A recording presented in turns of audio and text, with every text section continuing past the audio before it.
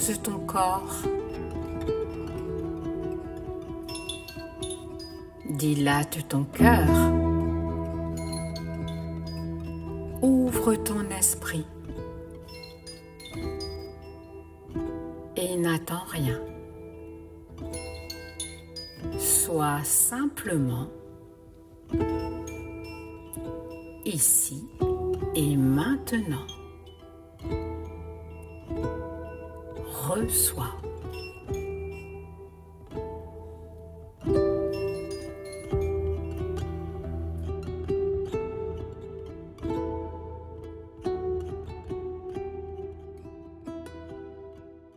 Bonjour à vous. Je vous souhaite la bienvenue dans cet espace audio qui est notre rendez-vous hebdomadaire d'une rencontre de plus en plus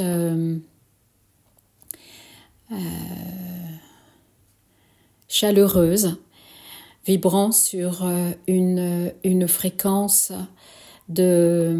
d'échange, de sororité et de reliance. Merci pour votre présence, votre bienveillance et votre fidélité.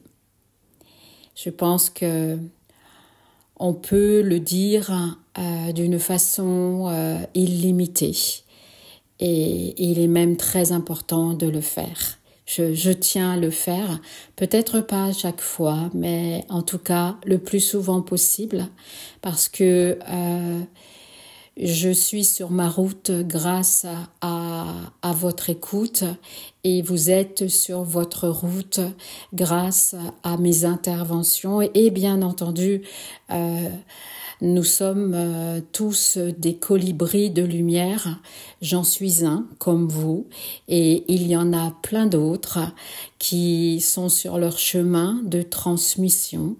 Il suffit d'avoir le bon discernement pour être accompagné et accompagné aussi sur ce magnifique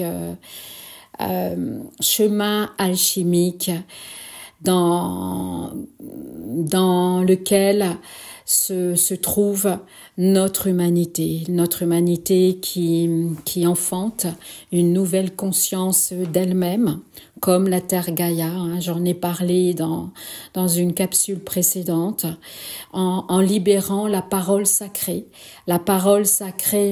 de notre âme, afin qu'elle soit sur sa voie de l'incarnation, dans le jeu d'ombre et de lumière de la dualité, en libérant sa voix à travers une expression de la parole, une expression à travers différentes formes d'expression de l'art, par exemple l'art de la parole, l'art de l'écriture, l'art de danser, etc.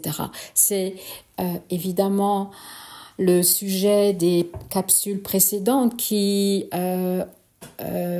sont interreliées sur un fil conducteur, d'être sur notre chemin, notre voyage spirituel. Aujourd'hui, les amis, je vais aborder avec vous l'énergie du sentiment de culpabilité. C'est une suggestion d'une personne et je la trouve pertinente et je vais l'aborder, mais je vais pas l'aborder directement. Je vais la déposer dans cette capsule audio avec plusieurs thématiques de prise de conscience qui vont être sur votre chemin. Je m'explique. Je me suis aperçue de quelque chose et je tiens à le transmettre publiquement pour que vous puissiez vraiment en prendre conscience davantage et comprendre ce qui nous arrive, sur ce chemin de compréhension, de reconnexion, de conscience, sur notre chemin spirituel.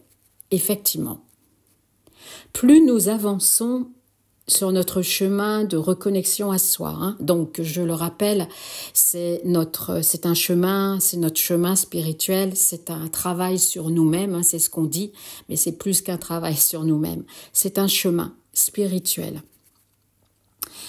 Eh bien, plus nous sommes conscients de la dualité humaine qui nous habite, en d'autres termes, plus on avance dans ce voyage initiatique, plus on met en lumière nos parts d'ombre, nos aspects d'ombre. J'aimerais rappeler ce que ça veut vraiment dire un voyage initiatique, ce fameux chemin spirituel sur lequel on s'est engagé. Dans n'importe quel moment de notre existence, peu importe. Le principal, c'est de s'y engager. Déjà, c'est une mise en évidence, une prise de conscience mentale d'un mal-être existentiel qui en devient un mal-être essentiel. Un mal-être qui en devient de moins en moins juste, de plus en plus oppressant, de plus en plus anachronique. Un mal-être qui n'a plus sa justesse dans notre temporalité, qui n'a plus son sens, justement parce qu'il en a perdu son sens. Et c'est là qu'on prend conscience de ce mal-être qui est programmé sur votre chemin spirituel au niveau de votre âme, au plus profond de votre ADN, pour chacun d'entre nous. Mais tout dépend comment le réveil se fait. Bien souvent, il se fait d'une façon brutale, dans ce que l'on appelle une expérience éprouvante. Et cela nous met dans un réveil obligatoire, obligé, qui peut être vraiment violent et qui voit bien le non-sens de ce que l'on a consenti jusqu'à présent dans notre existence. C'est prendre conscience et de mettre en forme, en mots, et en une maladie, en un burn-out, en une épreuve, ce mal-être qui, jusqu'à maintenant, était considéré comme normal et donc forcément inconscientisé. Donc déjà, c'est le début d'une fin d'une existence identitaire, est une fin F-I-N. Et lorsque cette fin apparaît dans notre vie, qui est une évidence, eh bien, on a faim, F-A-I-N, et on a soif de vérité. On a soif de réorganiser notre vie, notre psyché, et de voir le regard obsolète du point de vue sur lequel on est lorsqu'on pose notre regard sur notre vie. C'est un réveil en général brutal. Il est brutal parce que lorsqu'on est endormi, lorsqu'on se réveille, il peut être brutal car on voit bien que l'on a consenti à vivre dans une dualité, dans un jeu d'ombre, de lumière uniquement imposé par la matrice, par la société, à travers toutes ces ramifications de systèmes d'énergie, éducation, etc., scolarisation, religion, etc., etc., etc., profession, etc., etc., etc. Plus on voit le non-sens, plus on voit la nécessité de la fin de cette existence, de ce que l'on a consenti, et plus on a faim, F-A-I-N, je le répète, de vérité. Ce qui nous amène à rentrer dans une dualité consciente du jeu de notre ego humain, de notre personnage humain, rempli de jeux, de masques, de paradoxes, et surtout de voir bien le fossé entre la l'être-té, entre l'être vrai, la vraie personnalité, et le fossé entre la fausse personnalité, ce fameux jeu égotique, ce fameux personnage humain que l'on a fabriqué parce que c'était ainsi, c'était une période dans laquelle on devait traverser comme un tunnel de non-conscience de soi.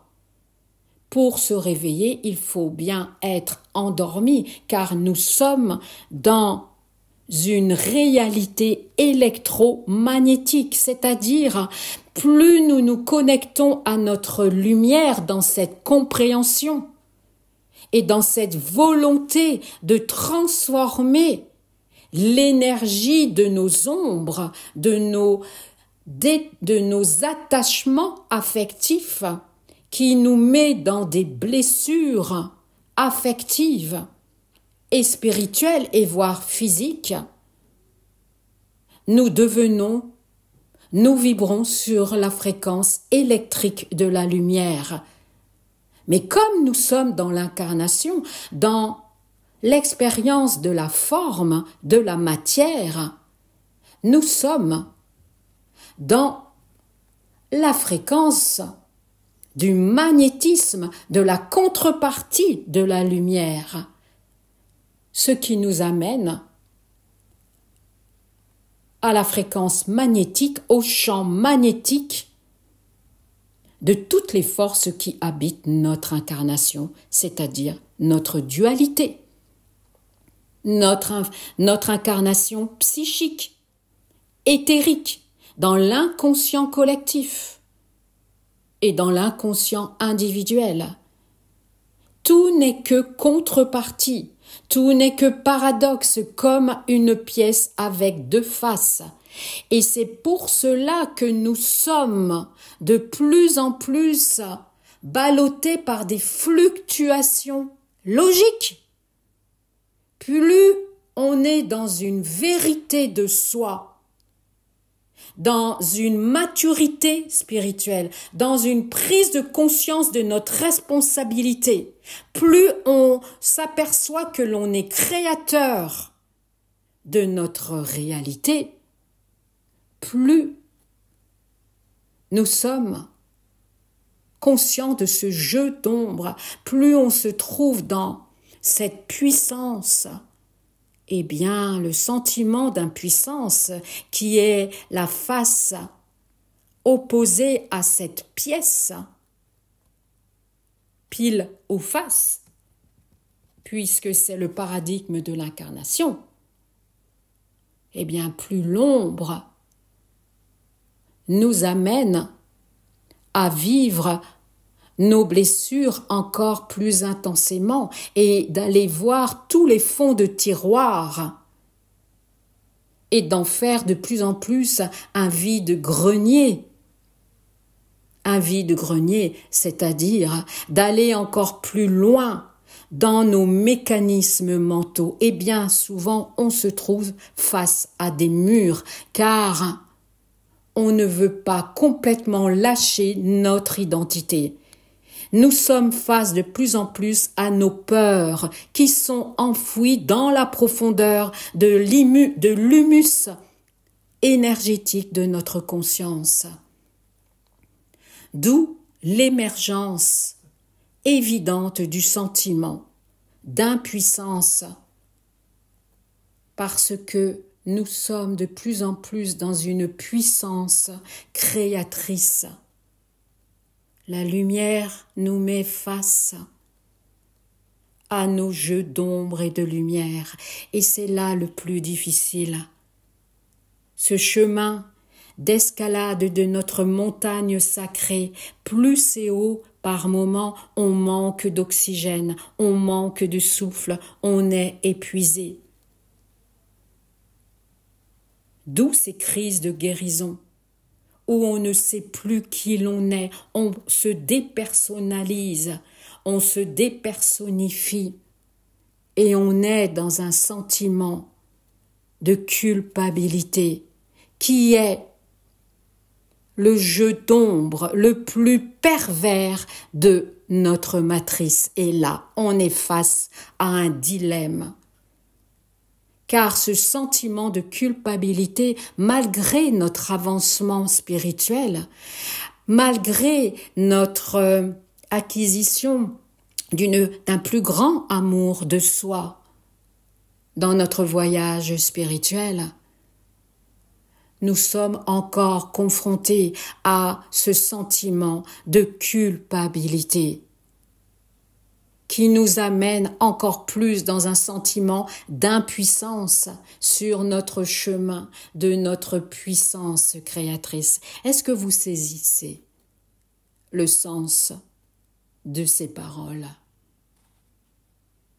Un sentiment de culpabilité qui est le parfait exemple de la perversité de notre ego, parce que lorsque nous vivons l'expérience horizontale de la relation à l'autre, qui est le principe même de l'incarnation, nous sommes dans cette perversité de se sentir coupable, de rendre coupable l'autre, puisque nous avons été formatés jusqu'à présent de considérer l'autre comme coupable de notre propre malheur, de nos propres limites, de nos propres sentiments d'impuissance. C'est ce que l'on a vécu dans notre enfance.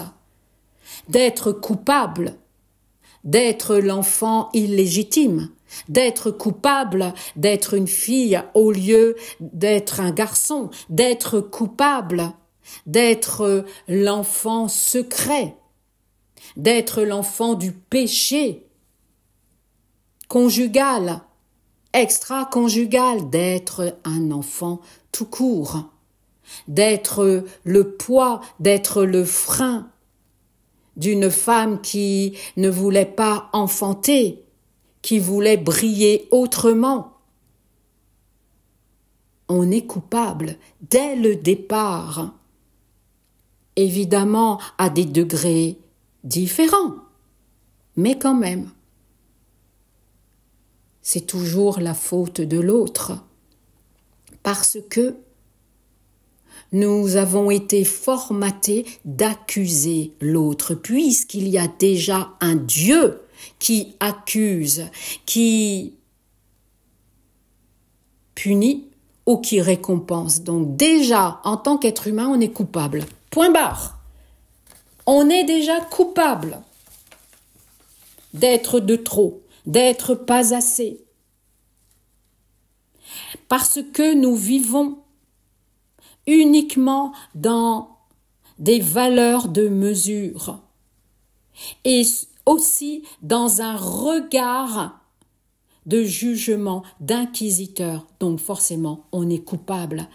Rien que déjà pour une femme qui vit l'expérience de la maternité, elle s'enferme malgré elle dans un sentiment d'être coupable, d'être soit une bonne mère, soit une mauvaise mère. Là, rien que ça, déjà, d'être une enfant, en tant qu'enfant, d'être un enfant, une enfant, sage au passage.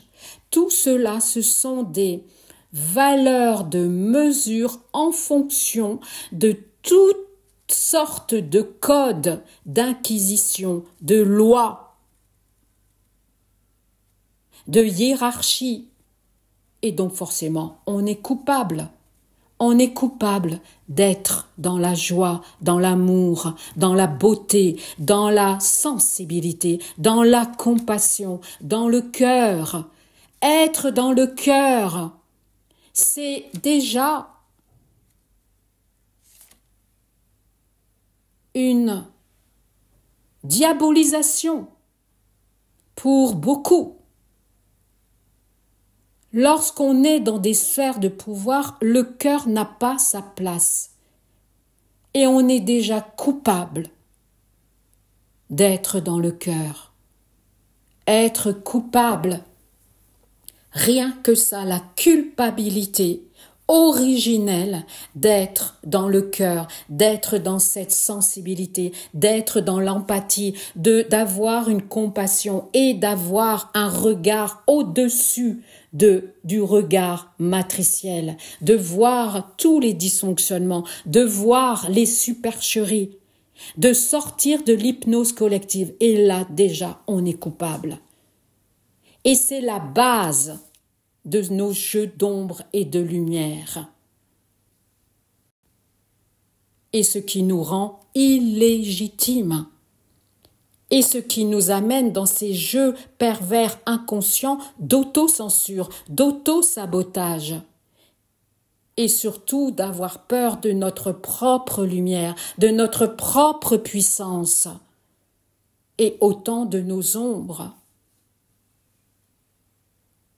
À partir du moment qu'on ressent un sentiment d'infériorité ou un sentiment de supériorité, cela veut dire qu'on s'engouffre dans ce mal-être d'impuissance parce que on se sent coupable de ne pas être à la hauteur de ce que l'on a exigé de nous-mêmes. On en devient nos propres bourreaux. Voyez-y le jeu pervers de ce sentiment, un ressenti complètement dévié et qui nous amène à nous mentir à nous-mêmes et de se sentir coupable et de voir nos propres jeux vis-à-vis de l'autre. Mais si c'est ta faute, c'est la faute de mon père, c'est la faute de ma mère, c'est la faute de la société. C'est la faute de Dieu. C'est de nous amener à une telle léthargie, à un tel consensus à laisser notre pouvoir à l'autre. Mais pour cela, il faut amener la personne, l'être humain, à se sentir coupable, de ne pas être digne de celui qui vous a donné la légitimité d'être. Sans moi, tu n'es rien, vous l'avez entendu, ça, plus ou moins, n'est-ce pas? Ce sentiment de culpabilité est permettez-moi cette expression, c'est un petit peu de l'humour, un magnifique programme inséré dans notre psyché, mais d'une perversité fascinante. Permettez-moi ces termes, ça, là on met de la lumière. Là on met de la lumière sur ces jeux pervers. Parce que si nous sommes dans un sentiment de supériorité ou d'infériorité, ce que l'on appelle cela un ego spirituel, d'accord? C'est qu'au départ, on est coupable. C'est qu'au départ, on se sent coupable et qu'on arrive à une certaine performance. Donc, on se sent supérieur et si on n'y arrive pas, on se sent inférieur. Et cela ouvre à tout un humus, tout un compost de frustration, d'envie, de jalousie, regarder avec intérêt, sans aucun jugement, dans une parfaite neutralité, en tant qu'observateur, tous nos jeux d'ombre et de lumière qui, au départ, dont la racine n'est qu'un sentiment de culpabilité, parce que déjà on est coupable d'être coupable de naître. Voilà, mes amis. Être dans un sentiment de puissance est parfois un trompe-œil vibratoire.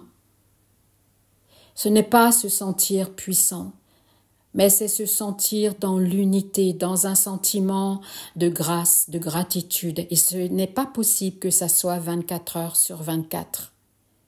Et c'est de ne pas chercher de monter sur une fréquence, non. Ce qui est à retenir pour cette capsule, c'est plus on est sur notre chemin de vérité, dans ce voyage, eh bien, plus il nous est demandé une vigilance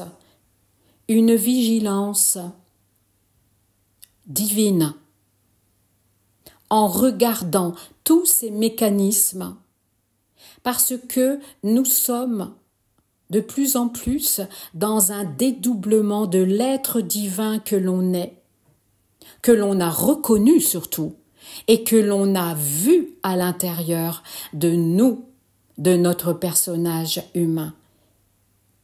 Et le dédoublement entre l'être divin et l'être humain, ils sont associés tous les deux. On ne doit pas rejeter l'humain avec ses propres jeux d'ombre et de lumière. L'humain doit accepter sa propre vulnérabilité et sa propre puissance, sa propre force, parce que l'un ne va pas sans l'autre. Ce n'est pas possible. C'est dans nos vulnérabilités, dans nos chutes de fréquence, que l'on peut rebondir dans une toute puissance en retrouvant la foi, la confiance, une prise de conscience, une intégration et surtout, par moments, une volonté plus stable, plus ancrée, de ne plus retomber dans le piège de nos propres sentiments de culpabilité. Lorsque nous sommes sur ce chemin spirituel, oui, nous sommes ballottés, car l'océan a de plus en plus des tempêtes puisque le manteau terrestre est en train de se déchirer de part et d'autre. Toutes sortes de plaques tectoniques dans le monde invisible, dans les profondeurs de la croûte terrestre, ainsi que dans toutes les dimensions qui s'ouvrent à notre réalité terrestre. Donc oui, nous sommes ballottés, effectivement. Mais c'est de vous reconnaître comme maintenant, dans une réalité inversée, c'est-à-dire que vous êtes une conscience divine faisant tant bien que mal l'expérience de l'incarnation en tant qu'humain, avec tout ce que ça comporte, avec tout ce que ça peut comporter. C'est-à-dire qu'on peut se réveiller de mauvais poils, de mauvaise humeur, extrêmement fatigué, avec des épaules très lourdes, et par moments, dans la journée, on remonte dans une fréquence de paix, de calme, de joie, de gratitude. Oui, nous sommes de plus en plus dans un jeu d'ombre et de lumière, puisque toutes les fréquences se mélangent plus on voit toutes les vibrations, les variations vibratoires de notre quotidien avec tous les rythmes biologiques imposés déjà par notre physiologie, mais aussi par notre psyché, oui. Nous sommes des êtres humains avant tout, de plus en plus divins, car nous sommes dans ce voyage, dans cette aventure extraordinaire de spiritualiser la matière, ne serait-ce que déjà la cellule mère de notre corps de chair. Donc, oui, nous sommes ballottés, mais c'est un peu normal. Lorsque vous prenez votre bateau ou votre barque sur l'océan, vous êtes ballotté. Tout est impermanence. Mais le principal, c'est de le voir avec une vigilance. C'est ça qui nous est demandé. Être de plus en plus dans une vigilance. Et de faire très attention à l'illusion, de se sentir abouti, de se sentir arrivé à un point final, mais c'est jamais fini, nous sommes des êtres infinis. Fermez les yeux là maintenant.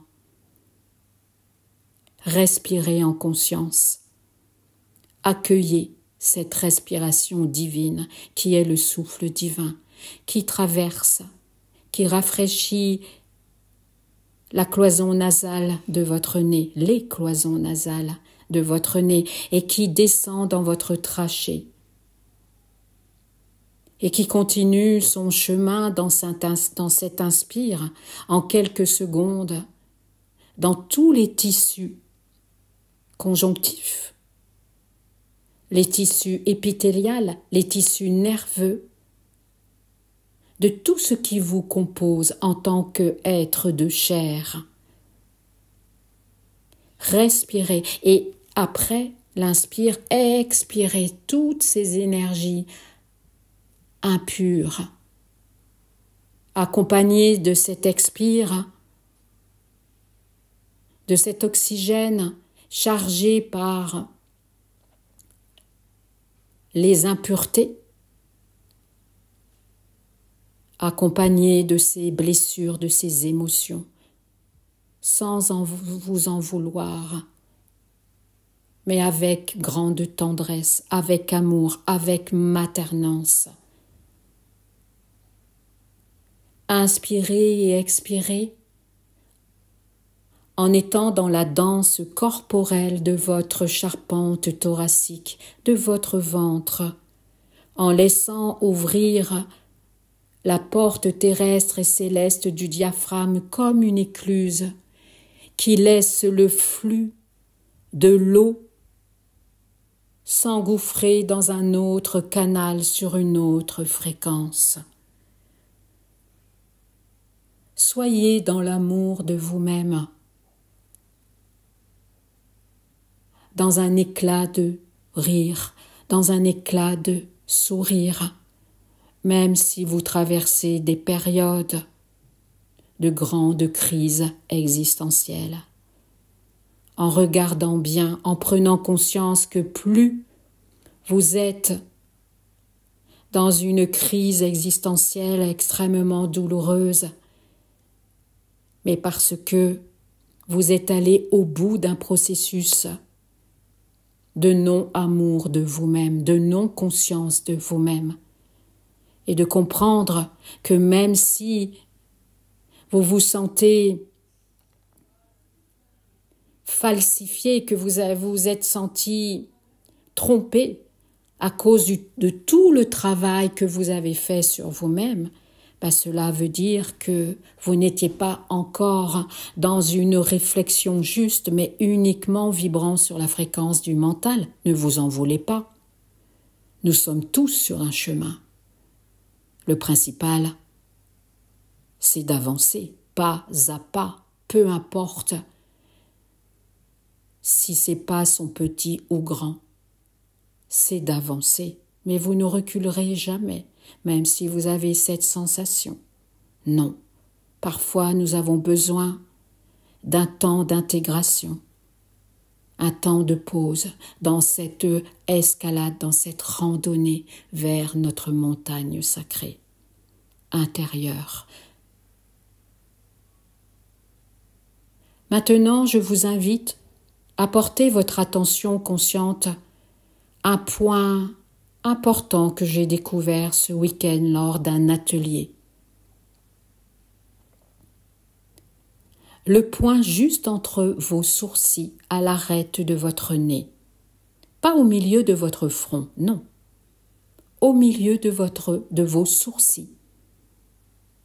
Juste à l'arête. Vous pouvez même mettre votre doigt et vous sentez votre nez à l'arête, là, entre vos deux sourcils, où vous pouvez poser votre doigt. Et là, vous pouvez faire de légères pressions. C'est ce que je suis en train de faire sur moi-même. Vous enlevez votre doigt, vous fermez les yeux et vous vous concentrez comme si vous louchiez derrière vos paupières closes. Et là, il y a un vortex qui s'ouvre. Et oui, nous sommes composés de toutes sortes d'anatomies qui correspondent à toutes nos enveloppes, nos corps subtils, nos corps terrestres et nos corps célestes, que l'être humain n'a pas encore découvert, sachez-le. Moi-même, je n'ai pas découvert, mais que je suis en train de découvrir. Ce point focal permet une stabilité, permet de vous mettre sur ce que l'on appelle le point central, le point zéro, le point neutral. Ce mot n'existe pas, je l'invente. Un point neutral, le point focal. Et là, il y a comme une stabilité psychique, émotionnelle, quand vous êtes en pleine crise, afin que vous puissiez vivre ce que vous devez vivre en le traversant dans une plus grande maîtrise. Lorsque vous avez des douleurs physiologiques dans votre corps, et lorsque vous avez des douleurs physiologiques, des choses qui vous font mal, qui remontent à la surface ou qui avaient disparu il y a longtemps, cela veut dire que c'est un réajustage, un reparamétrage, ou vous pouvez le nommer un nettoyage, mais c'est un réajustement avec toutes les fréquences de vos corps subtils, avec tout ce que vous avez compris de vous-même, de vos propres jeux d'ombre et de lumière. Et oui, on a mal à droite, à gauche. Je le sais. Je le sais. J'ai une douleur qui est apparue sur mon pied droit, une petite boule sur le dessus, au niveau du petit orteil. C'est impressionnant. Impressionnant que cette boule est apparue. Je sais qu'elle va disparaître. Je sais qu'elle va disparaître. Mais je sais très bien que c'est l'image inconsciente d'une dualité, d'une résistance, d'un ras-le-bol peut-être. Et pourtant, au contraire, je suis vraiment dans une toute autre conscience. Après avoir vécu quelque chose de particulier il y a 1 mois à peu près. Et pourtant, mon corps réagit encore aux lois de la gravité, aux lois de la dualité électrique et magnétique. Mais bien entendu, car tout est un réajustement de tout un panel de fréquences. La cellule physiologique est en train également de se nettoyer. C'est pour ça qu'on a mal partout.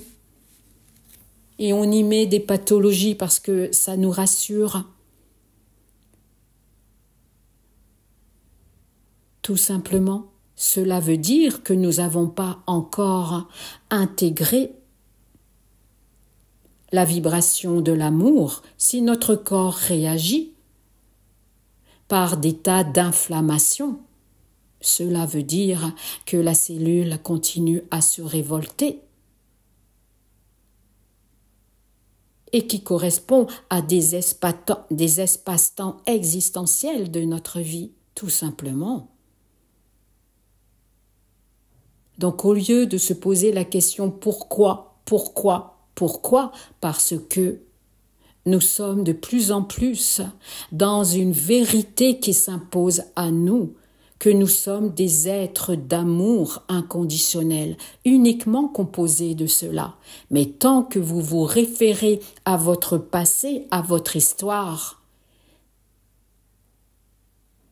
eh bien, avec ce point de vue que c'est à cause de notre histoire que nous sommes dans la souffrance, eh bien, vous continuerez à être dans la souffrance et dans une incompréhension, et à vous de poser des questions, cherchant une réponse à l'extérieur de vous.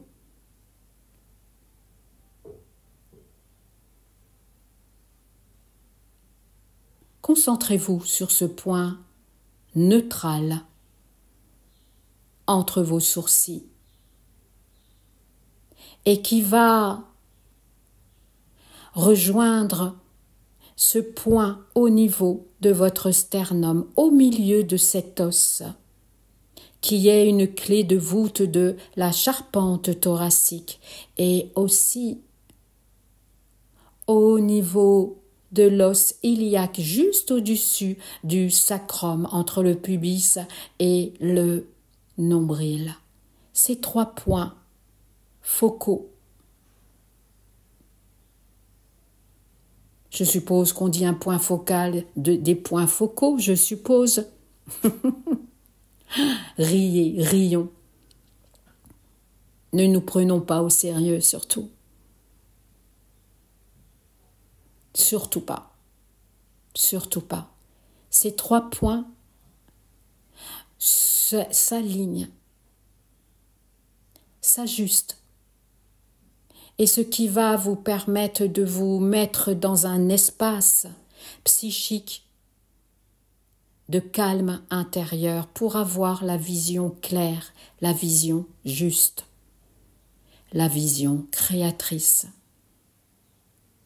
Lorsque vous ne comprenez pas pourquoi vous êtes happé par une fréquence qui vous a apparu, qui vous paraît ancienne, mais parce qu'elle fait partie de votre réalité.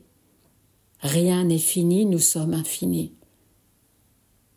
Que ces 3 points d'ancrage puissent être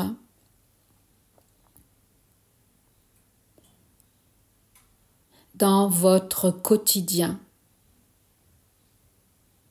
dans une vigilance, que tout n'est que impermanence et que nous sommes ballottés par toutes sortes de vibrations collectives et individuelles, parce que nous sommes une histoire cellulaire à travers l'histoire humaine. C'est ce que votre âme est venue expérimenter. Le juste milieu entre notre humanité terrestre et notre divinité céleste. L'un ne va pas sans l'autre.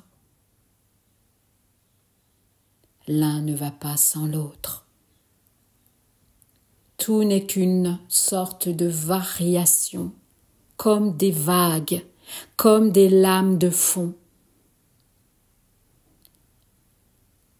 Et la mer, l'océan peut être calme, mais cela ne veut pas dire qu'une tempête ne va pas venir. Mais nous les appréhendons de mieux en mieux. Nous les anticipons, car nous avons de plus en plus une vision de l'esprit de l'aigle qui nous habite. La vision de l'aigle ancré au milieu de vos sourcils, conjugué avec le point focal du cœur au niveau du sternum et avec celui de notre incarnation au milieu de notre périnée. Et là, il y a un flux divin qui est dans la danse intemporelle de l'âme que l'on est.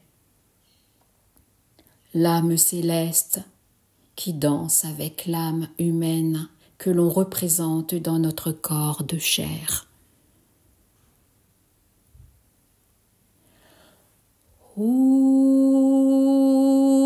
Unayama Henke Yasua Henayama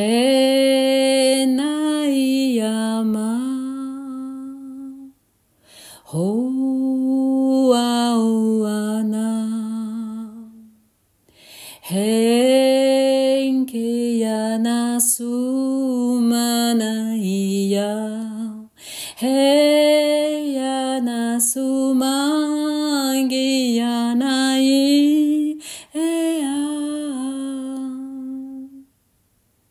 O Mayana Heyasuna Heya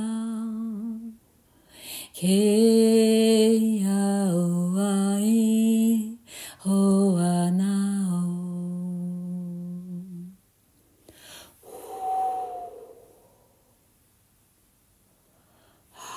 Naso Chaka.